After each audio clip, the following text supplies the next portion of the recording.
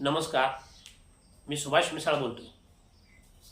Motivational speaker आणि counsellor, medical admission process, JUJ academy and career guidance Akluj. आज गुरुवार 20 जून 2024 संध्याकाळी 5:30 वाजता. विद्यार्थ्यांनी मित्र हो, चालू वर्षी नीटची परीक्षा झाल्यापासून ज्या विद्यार्थ्यांनी नीटची परीक्षा दिलेली आहे त्यांच्या घरामध्ये या ठिकाणी एकच गोंधळाचं वातावरण आहे. ते म्हणजे काउन्सिलिंग प्रोसेस कधी चालू होते, का रद्द होते, का रिनीट होते, या वादाच्या भवऱ्यामध्ये आपण सगळेजण आहोत. परंतु सुरुवातीलाच मी सांगतो की रिनीटची कसली शक्यता नाही, रिनीट होणार नाही आणि काउन्सिलिंग प्रोसेसवर सुद्धा सुप्रीम कोर्टाने सुद्धा स्टे दिलेला नाही. त्यामुळे सर्वांनी बिनधास्त राहावा. याविषयीची थोडक्यात माहिती तुमच्यासमोर या ठिकाणी शेअर करतोय. चालू वर्षी नीट परीक्षा झाली, परीक्षा झाल्याबरोबर पेपर लीक झाला अशा बातम्या आपल्या कानावरती येऊ लागल्या. परंतु NTA कडून असं काही घडलेलं नाही असं सांगण्यात आलं, स्पष्टीकरण देण्यात आलं, त्याच्यावर पडदा पडला गेला. यानंतरची गोष्ट म्हणजे NTA कडूनच 14 जून 2024 ही नीट रिझल्टची तारीख डिक्लेअर करण्यात आलेली होती. परंतु तरीही NTA ने अचानकपणे 4 जून 2024ला लोकसभेच्या रिझल्ट दिवशीच त्याच गोंधळामध्ये दुपारी हा रिझल्ट अचानकपणे जाहीर केला. यामुळेही पालक आणि विद्यार्थ्यांना एक शॉक बसला. शिवाय NTA कडून जी या ठिकाणी यावर्षीची टॉप 100 स्टुडंटची यादी प्रसिद्ध करण्यात आली, त्यामध्ये सुद्धा जे काही विद्यार्थी आहेत त्या विद्यार्थ्यांमध्ये जवळजवळ 67 विद्यार्थ्यांना आउट ऑफ मार्क्स पडले गेले. 720 पैकी 720 मार्क 67 विद्यार्थ्यांना पडलेले आहेत. नीटच्या इतिहासामध्ये पहिल्यांदाच असं घडलेलं आहे. यानंतर अजून खाली आपण जर खोलात गेलो तर 68 आणि 69 नंबरचे जे विद्यार्थी आहेत त्यांना 618 आणि 719 जे नीटच्या परीक्षेमध्ये मार्क्स मिळू शकत नाहीत असे मार्क्स देण्यात आलेले आहेत. आणि यामुळे तुमच्या माझ्या सर्वांच्या मनामध्ये एक संशय कल्लोळ निर्माण झाला.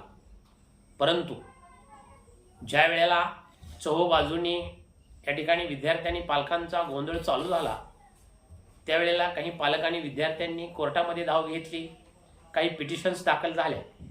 यामध्ये 4 पिटिशन्स महत्त्वाच्या दाखल आहेत आणि या 4ही पिटिशन्सवरती या ठिकाणी सुनावणी पहिली झालेली आहे आणि नंतरची सुनावणी 6 आणि 8 जुलैला होणार आहे. पहिली सगळ्यात महत्त्वाची सुनावणी अशी आहे जी सुप्रीम कोर्टामध्ये झालेली आहे. त्यामध्ये सुप्रीम कोर्टाने स्पष्टपणे अशा ऑर्डर दिलेल्या आहे की जी काउन्सिलिंग प्रोसेस आहे याच्यावर स्टे देता येणार नाही, शिवाय रिनीट ही घेता येणार नाही. आणि NTA कडून एक समिती नेमण्यात यावी आणि या समितीमार्फत चौकशी करून तो अहवाल 8 जुलै 2024 पर्यंत कोर्टामध्ये मांडण्यात यावा अशा पद्धतीची ऑर्डर या ठिकाणी काढण्यात आलेली आहे.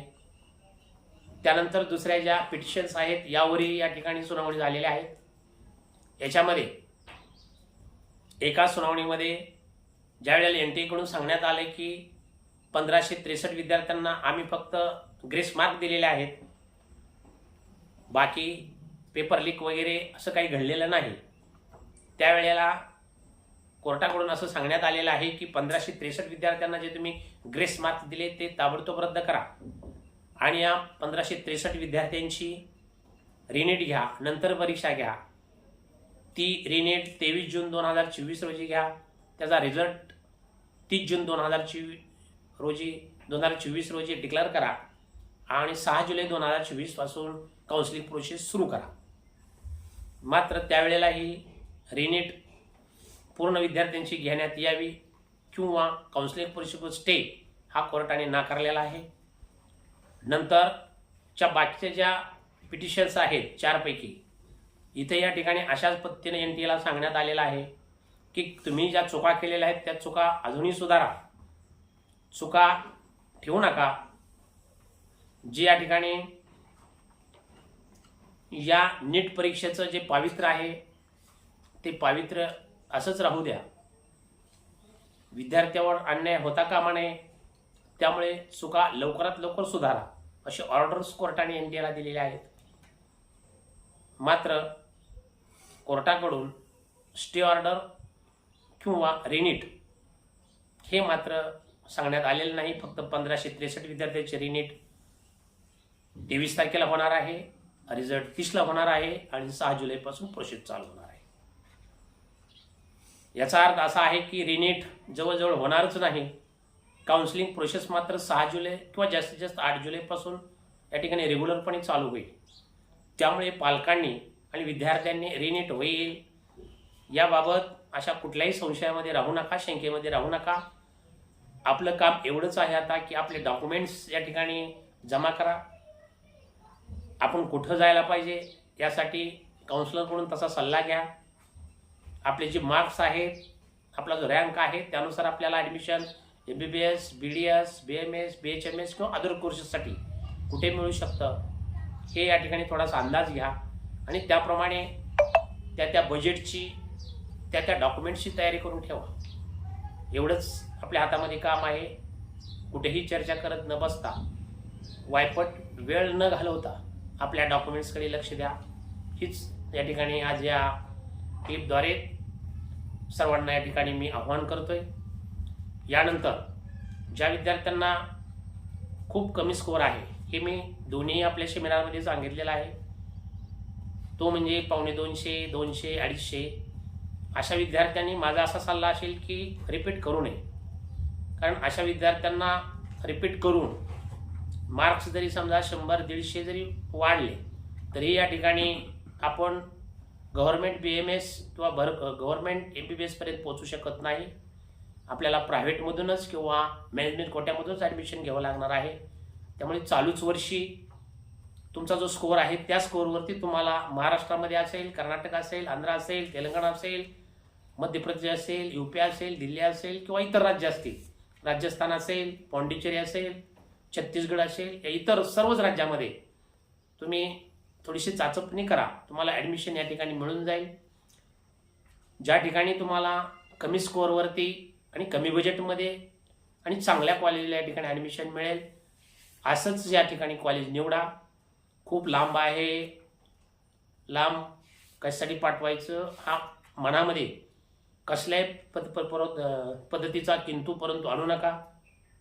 जग खूप या ठिकाणी जवळ आलेलं आहे. खूप साधने या ठिकाणी निर्माण झालेल्या आहेत. तुम्ही तुमच्या मुलांना कम्फर्टेबल बनवू नका, त्यांना अनकम्फर्टेबल राहू द्या, स्वतःच्या पायावर उभे राहू द्या. लांब गेले तरी चालतील, परंतु चांगले शिकून स्वतःच्या पायावर उभा राहून येऊ द्या, हीच फक्त अपेक्षा ठेवा. लांब आहे, कसं होईल हा विचार मनामध्ये कसलाच आणू नका. हा एक या ठिकाणी माझा सल्ला असेल. त्यामुळे ज्या विद्यार्थ्यांना खूप कमी स्कोअर आहे अशा विद्यार्थ्यांचं जर BMS करायचं असेल तुम्हाला तर कमीत कमी 10 लाखापर्यंत सुद्धा होऊ शकतं. ज्या विद्यार्थ्यांना MBBS करायचं असेल अशा विद्यार्थ्यांचं MBBS 55 लाखापर्यंत होऊ शकतं. अनेक विद्यार्थी त्याच्यामध्ये मुलं आणि मुली भरपूर अशा कॉलेजला आपल्या भागातल्या आपल्या परिसरातल्या आहेत. त्यामुळे ज्यांना MBBS करायचं आहे किंवा BMS करायचं आहे त्यांनी आमच्याशी संपर्क साधा जय विजय अकॅडमीशी. आम्ही तुम्हाला चांगल्या पद्धतीचं या ठिकाणी ॲडमिशन करून देऊ 100%. मात्र कसल्याही पद्धतीचा वेळ वाया घालवू नका, कुठल्याही भूल थापाला या ठिकाणी बळी पडू नका. आमचं ऑफिस अकलूज, जिल्हा सोलापूर, तालुका माळशिरस येथे नवीन बस स्टँडजवळ बायपासला औदुंबरनगर येथे आहे. सर्वांनी याची नोंद घ्या. ज्याला कोणाला भेट द्यायची असेल त्यांनी ऑफिसला भेट द्या. फोनवरती चर्चा करा. फोनवरती संपूर्णपणे चर्चा करता येणार नाही. आपल्या मुलांच्या भविष्यासाठी अवश्य एक वेळ आमच्या ऑफिसला भेट द्या. तुमच्या मनातील सर्व शंका या आमच्याकडून दूर केल्या जातील आणि तुम्हाला 100% फक्त काउन्सिलिंग फीमध्ये ॲडमिशन घेऊन दिलं जाईल. कसल्याही पद्धतीची तुमच्याकडून इतर फीची मागणी केली जाणार नाही. तुम्हाला कॉलेजवर जाऊनच बाकी डी काढायचे आहेत, एवढी मात्र आमच्याकडून या ठिकाणी गॅरंटी असेल. हाच या ठिकाणी आमच्याकडून तुम्हाला मोलाचा सल्ला असेल. आज बस इतकंच. All the best. धन्यवाद.